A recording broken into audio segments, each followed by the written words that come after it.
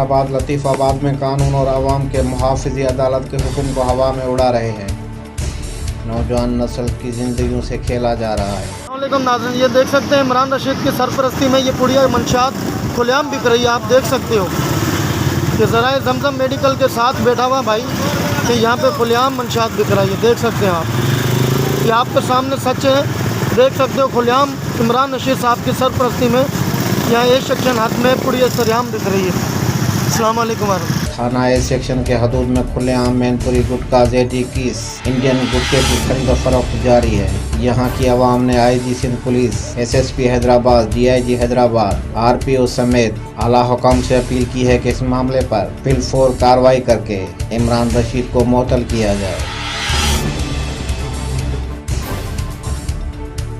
HRJDO news में फ़िलहाल इतना ही। मज़ीद खबरों और अपडेट के लिए देखते रहिए HRJDO न्यूज़।